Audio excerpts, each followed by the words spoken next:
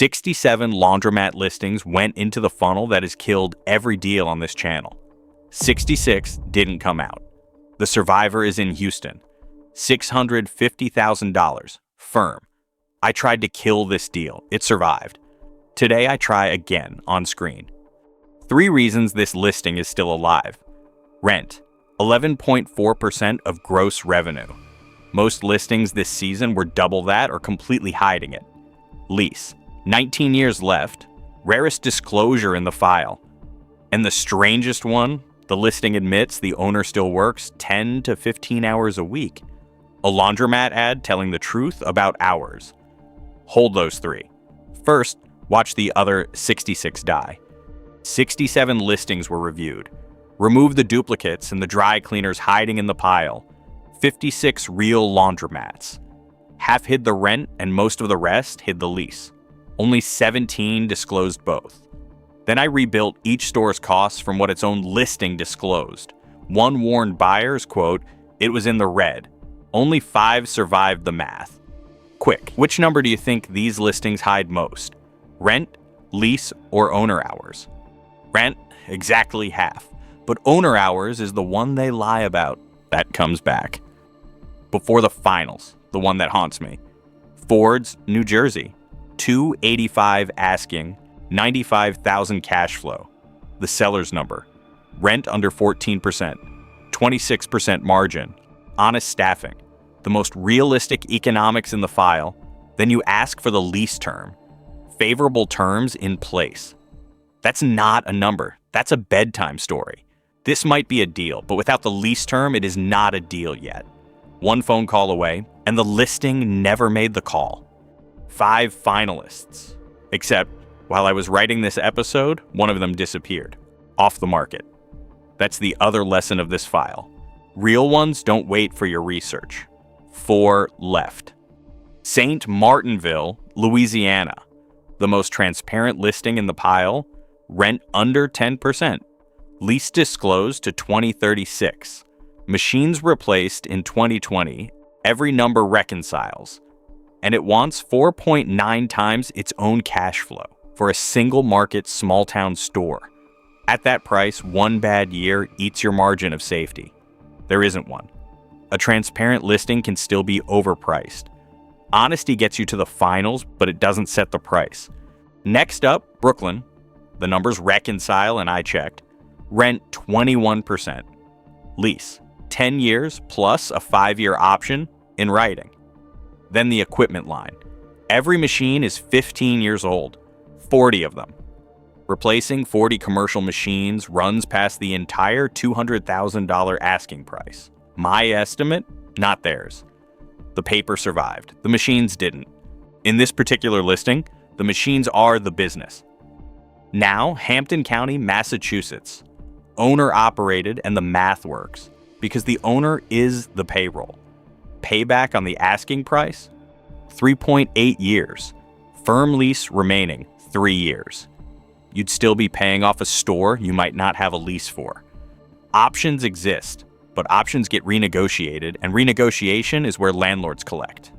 We watch this collision kill deals all season, but it doesn't stop being fatal because everything else looks clean. Which leaves Houston. You already know its 3 headlines. Now they get interrogated. Headline 1, rent. $3,037 a month, and that already includes CAM charges. Against $320 gross, 11.4%. The worst listing in this file was feeding 42% of gross to a landlord. This one feeds 11. Survived. Next. Headline 2, the lease. The number that murders laundromat deals. $650 against $149 of cash flow is a 4.4-year payback. Massachusetts just died with 3 years of lease against 3.8 of payback. Houston has 19. The payback fits inside the lease 4 times over. Survived. Question 3, the one Brooklyn failed, machines. The listing says half the equipment is 6 months old, half is 5 years. 65 machines itemized. New water heater, new floors, on the record. If it's true, the CapEx bomb is already defused. If is doing real work in that sentence. It goes on the diligence list, conditionally survived. Headline 3, the hours. Remember the funnel question? Rent is the number listings hide. Hours is the number listings lie about. This listing is marketed as absentee. 4 part-time staff cover the floor. Standard story. Then the broker does something I have not seen in 67 listings. He breaks character. He writes that absentee really means showing up 10 to 15 hours a week. Cash, inventory, staff, maintenance. And then he puts this in the ad. Laundromats are always more work than you think. For once, the listing said the quiet part out loud. The most honest number in this listing isn't the revenue. It's the hours. Last question. Does the cash flow claim survive? Take only what the listing discloses. 36 grand a year in rent, 4 part-time wages, Houston utilities on 65 machines. Rebuild the cost stack. My band comes out between 139 and 174. The seller claims 149, which sits inside the band. The first cash flow claim in this file my rebuild could not contradict. An estimate, not proof. Bank statements settle this, listings don't. So it survived the framework. Before I say the word, I have to try to kill it one more time. Kill shot 1. Price, 4.4 times earnings, 650 firm. You're paying up for the 19-year lease and the new machines. For this risk profile, there's nothing cheap here. Kill shot 2, the big one. 5 gaming stations described as legally permitted.